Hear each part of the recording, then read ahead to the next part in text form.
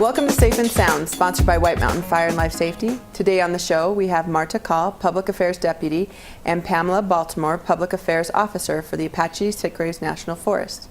Welcome to the show, guys. Thank you, Allison. Thanks for having us. Oh, it was wonderful to have you here. Pam, I wanted to ask you, what actually does the Public Affairs Officer do?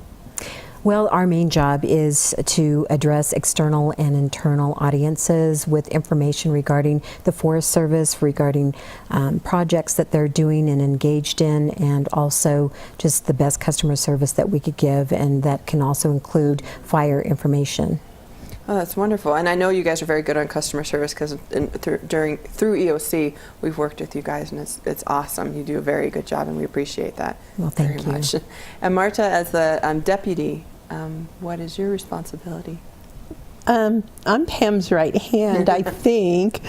We also make sure that we're doing educational type stuff, so we want to give news releases. We now do Facebook and Twitter and some stuff like that, so that we're getting out to the public, letting them know what's going on in the forest and inviting them to come visit. Oh, that's awesome. See, the educational thing is why we wanted you guys here on today, and that was to discuss prescribed burns.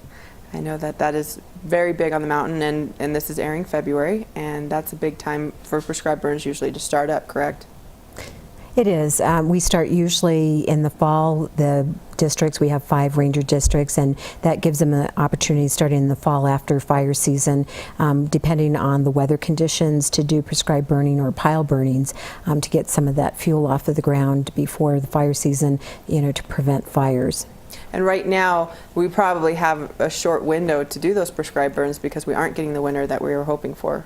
That's true, but there was enough moisture that they're having to wait till things dry out a little bit. So it'll probably be the next couple of weeks that you'll see some fire, probably Lakeside, Springerville, and Black Mesa burning some piles, but it's weather dependent. And so if people want to check to see what the status is, they can go on 311 or call 928-333-3412 to check to see what the burn plan is for the week. And we update that Monday through Friday when we have information, and then also we update it on the weekend if there's any fire activity. And Marta, you do the update for that, so you get on there and make sure you get I go in and I go on and I talk to dispatch, and I also check a website that is an internal website for fire people, and look and see who's got a burn approval, because they have to go through the Department of Environmental Quality, and that's one of the things they have to check: weather conditions and make sure that the smoke isn't going to go where it's not supposed to. So I do check quite a few websites and check with Show Low Dispatch to kind of see what's going on for the day. And I know you promote that on 311 as well, but is there any other ways of promoting the prescribed burns for the community so they know what's going on? Currently, Pam had a really great idea, and we implemented it about a week and a half ago, is the website tells me exactly township, range, and section. So I know exactly on a map right where they're going to be burning. And so I actually take my phone, take a picture of it, and I post it on Facebook, tell people where we're going to be burning, and then I post it on Twitter. And there's an actual picture of a map section with landmarks and everything, so people know exactly where we're going to burn. That's wonderful. Yeah, so if they see smoke or they're driving by, they don't have to get panicked or worry about where it's going to happen. They can see it. And usually, like this time of year, locals understand that this is our prescribed burning time. When does it go till? Does it depend on the weather conditions? It does, and a lot of times, usually they try to wrap it up probably, February, March, and usually by then, they're preparing for fire season, and so that they're prepared. Another location that people locally and statewide can look on is 311 on the website as well. And get that information out there. I know that we try to do 311 to avoid people overloading the Forest Service or the fire departments. What are these where's this fire? Are we burning up? And I know that previously working at a fire department, I get a lot of calls during the prescribed burning time. The other issue that I would get is a lot of people complaining of their asthma or they can't breathe in this situation. Is there any safety information for them? They can actually call the ranger district that's doing the burn, and they have a smoke notification list. Okay. So beforehand, if living in this area, if you have serious respiratory issues, you can actually call whichever ranger district you live in and call them and say, I want to be on the smoke notification list. So then we'll call you, they'll call you and tell you, we're going to be burning in your area, and maybe how many miles it's going to be. So if you need to stay inside, close the windows, that kind of thing, so you're not putting your health at risk. How would they and how do they find that out? Just call the ranger district. So for this area, like Lakeside Ranger District, Okay. call and say, I want to be on the smoke notification list. I didn't even know that. That's awesome. That give them that opportunity, Yes. you know, to pre-plan for something like that. Which I mean, a lot of people up here also are part-timers, so they can actually go down to the valley if they need to, if Yeah. they can, and which would be a good idea. At least I would try to take a little vacation if it bothered me. It's a good excuse. Now, is there any other information that you might want to get out regarding? One of the things we do plan to do, and maybe a few months down the road, but we're planning to make a better website, a fire-specific website, so that there's information about actual what we do in wildland fire, what the firefighters do, and we also want to do some smoke notification, so do some maps. So if you live in Pine Top, or you live in Show Low, or you live wherever you live on the Apache Sitgreaves, you can go and look, and it'll have a map, and if you can see a certain landmark, and you can see that far away, you'll know whether or not the smoke is going to be harmful to you. And for our listeners, why is it important to do prescribed burning? I know that we're talking in a meeting today about the benefits of it, but I just thought that we should touch base on here so everybody knows. Well, the benefits are many. Pile burning is from what they call slash, and that's a lot of the debris that's been gathered up after the stewardship projects that occur, and so those will be burned off in the area of Lakeside and also on Springerville, where there's been a contract. White Mountain Stewardship has been there for 10 years, and so there's a lot of pile burning there. And then also some of the broadcast burns that they do in between the trees and stuff to get a lot of that fuel out of the way, so that potential fires and stuff won't creep and cause crowning, and they try to keep that cleaned up so that, you know, potential lightning strikes or whatever, that a lot of that fuel is out of the way. And then, you know, we always do encourage people to, you know, make sure that their homes are protected, that they have moved their piles away from their house and, you know, mitigated those fire dangers also. And this is a great opportunity for the smoke to remind you to be fire-wise around the home. And I think what people need to know is, for us as a Forest Service, what we see as a healthy forest is where you can see open spaces between the trees. Those tight trees, one right after the other, is not a healthy forest. So our goal is to give people a great place to recreate, hunt, fish, whatever it is they like to do on the forest. But because we abut against communities, we want to make sure that our surrounding communities are safe as well. Now, every year when they do these prescribed burns, is they're only allotted such a minimum. Let me try that again. They're only allotted a certain amount to burn every year. I mean, do they have to put it on a list, or? Well, they have targets that they propose on what they want to get done, and you know, it's all weather dependent on whether they're able to get all those done. But in the past few years and stuff, we've had many success stories that including the Wallow Fire that Alpine area had prescribed burning in a WUI project up there that saved many homes, and then also the San Juan Fire this year that occurred in June. It was a testimonial that thinning and prescribed burning works, and so we hope that the public will be patient when they do see the smoke and the signs that say, you know, don't call in for this fire, it is a prescribed burn, that we're trying to get this mitigated and stuff so that you have another safe year, you know, of a fire season that won't affect your community and your home. So we're doing the best we can to make it safe for all of us who live up here on the White Mountains. So we can continue to enjoy the community we live in. Right, exactly. That's Absolutely. wonderful. Well, ladies, thank you so much for coming on the show today. This was great information. Our pleasure. Thank you. All right. We'll be right back with Mary Springer and Kelly Wood, who will be talking about burn permits. Stay tuned.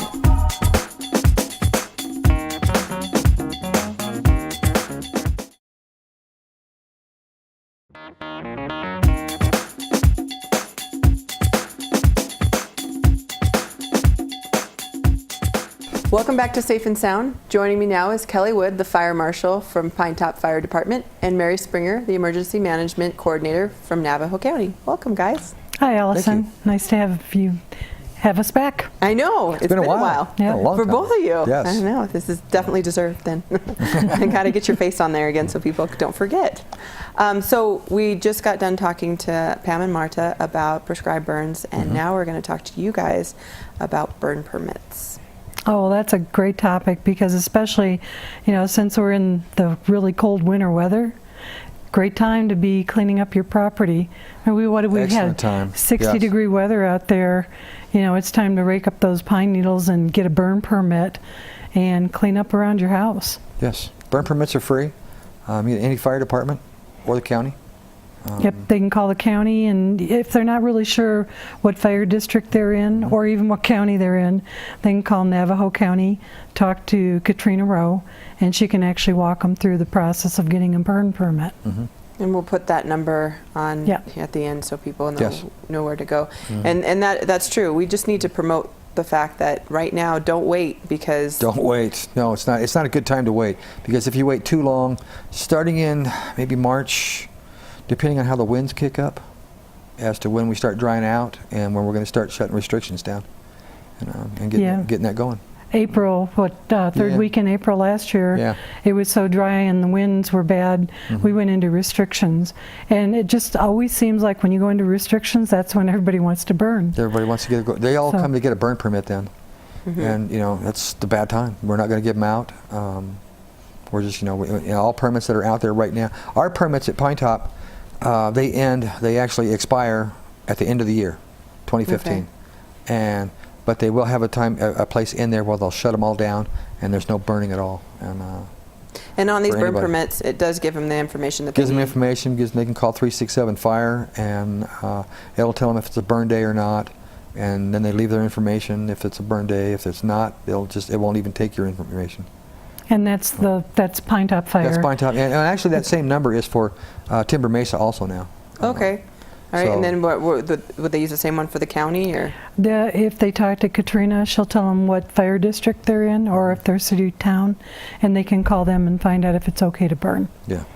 And it gives you on the burn permit, gives you the whole list of what's appropriate to burn and what you can't burn, because we all have to follow the ADEQ guidelines Yes. of what's Trash. no Trash. I mean, there's a lot. tires. Tires, stuff like that, and there's also a lot of construction material because it holds a lot of chemicals in it, and they don't want that in the air. That makes sense. And then the piles. I remember one year 3 by 3 by 3. we went to one that was like 10 by 10 by 10. It was insane. But you still can't have a flame length over 4 feet. So keep it small and keep manageable. it small and manageable, and Right. that's what they really want. Good. For out the whole thing. And what do people burn in? Do they just burn on the ground? Do they burn They in can burn on the barrels? ground. They can burn in barrels. They can burn just about anything, as long as it doesn't have any kind of plastics, or anything like that. That's not going to, like I said, get those chemicals Yeah. rolling into the air. Okay. And then with the burn permit, people need to understand that if neighbors are burning, they most likely have a burn permit, but if they feel that they need to call, I know that we've gone on a couple when I was at the fire service, we'd go out because people would be like, they're burning at their house, and you have to go and check. So make sure that they Sure. keep their burn permit on them. Yeah, the burn permit has to be on site. Whether it's in the house or on their person, it doesn't matter as long as they have one. Because if we show up, more than likely they're going to get cited. And they do need to And they call do. in before they light up. Yes.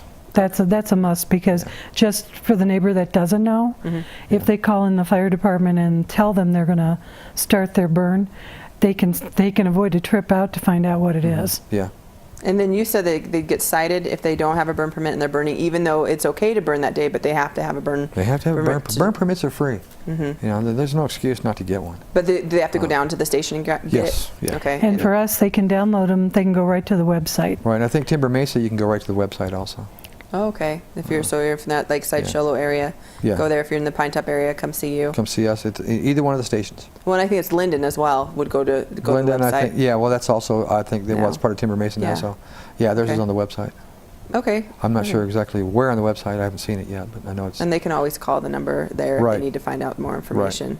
But and then it's cited. What is that? What citing could they end up getting? I'm not sure. The Okay. police departments and the sheriff's departments have that. Okay, so Their that's up own- to them to their, come or out. their ordinances, that they have to cite them with. So if somebody's burning without a burn permit, Mm-hmm. and they get called in, the fire department would show up, shut the fire down because Mm-hmm. they don't have a permit. Even though Right. it's okay to burn, all they had to do is go get this free permit. Right. And then the sheriff's office or the police Or the police department department would be called. Can cite them. Can cite them. Yeah, not that they always will, hmm but they have done a few.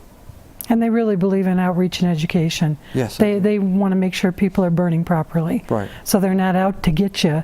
They want to make sure that the people are following the rules. Yes. And again, it's following the rules, like you said. That means no trash, no tires, no paint, That's right. no things like that Right. that are hazard to the environment if they're Right. ignited. Right. So Right. and they have to understand that because you might have a permit, but if you're Right. burning that stuff, you're going to get shut down, and you could get into serious trouble You for that. can. You can too. Right, and just because you get a permit for the year, like Kelly mentioned, they're good, but when the permits when they're shut down because we're in restrictions, just because you have a piece of paper doesn't mean you can burn. That's right.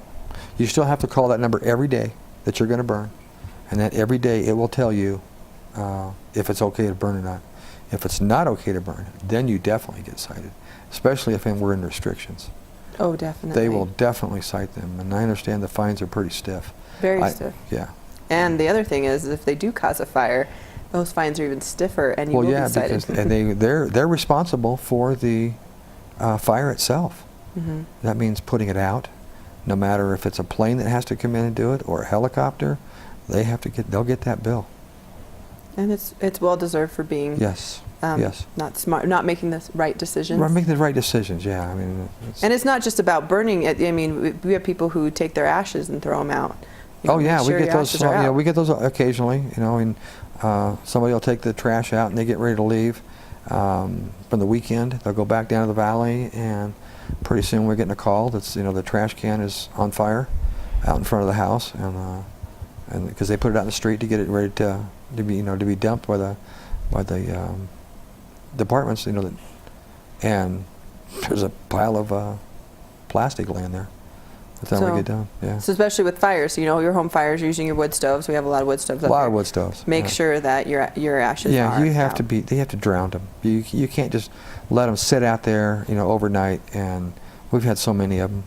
So what would be the best way to dispose of those? Just for people who maybe come up during the winter and aren't familiar with the wood stoves, are out of towners. When they clean it out, Maybe. you mean? Yeah, they clean out. If they were to clean out the ashes, and they have the ash bucket, what would they do next with it? I mean, they don't want to sit it outside next to their house. They could, as long as they fill it full of water.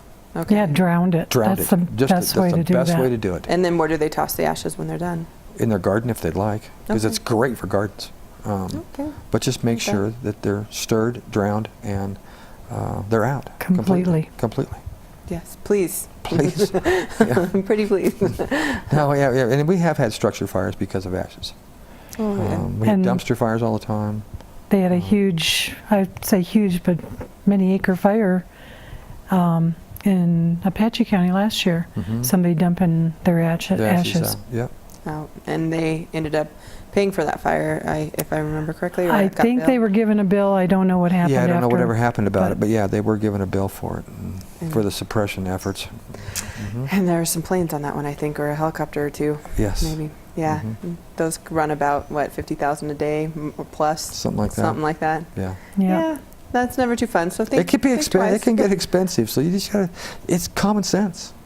Well, and I like, it sucks to say this, but I like that we're going to the no tolerance. We've had two major fires to where now Yes. we don't have a choice. We There were is no put in- tolerance anymore. There, absolutely none, and we expect people to respect the area that they live in and respect the area that they're visiting, and That's right. this is very important. And that's why we're here today encouraging people to clean up their property now.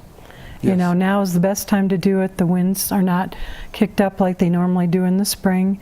The weather's great. Get a rake out there and just go have get your some. burn permit and get things cleaned up around your house. And make sure, you know, and one of the things when you do get a burn permit and you are going to burn something out there, make sure you got a shovel and a rake and a garden hose. You can always drain the garden hose out. I mean, just because it's still freezing at night. It's like it was 29, you know, when I got up this morning. It still could freeze up in the hoses. Just disconnect the hose overnight and drain it. Smart, that happened to me. I have quick connects because of that now, thanks to my husband. It'll never happen again. Sure. One thing that we did want to, because it's still, you know, kind of winter out there, we did want to touch on before we run out of time was falls. Fall injuries? Yes, fall injuries.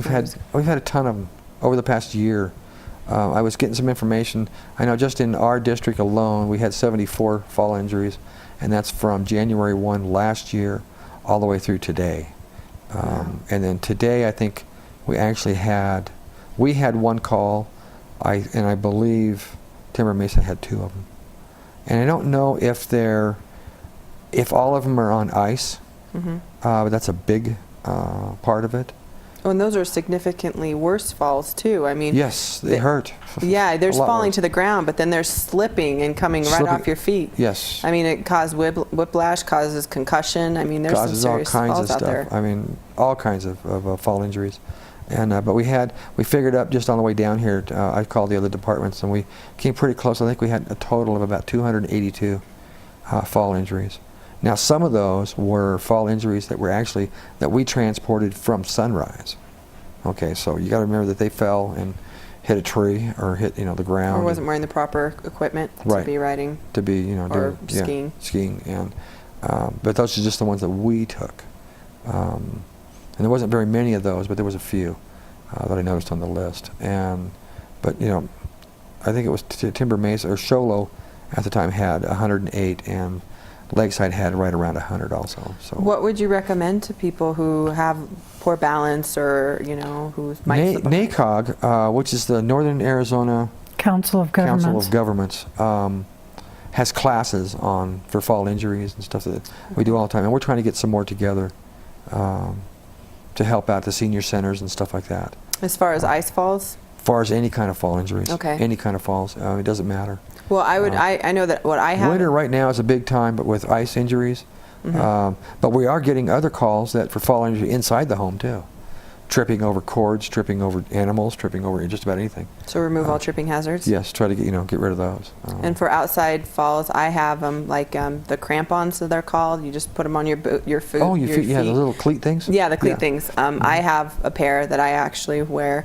I promote them to wear at Navajo County to employees, especially the public works and road yard guys who are out there in the snow. Yes. And I'm not saying go out there and when you get these, get a false sense of security. You still want to be careful, but you want to take every precaution that you can to make sure that you're not falling. You do want to.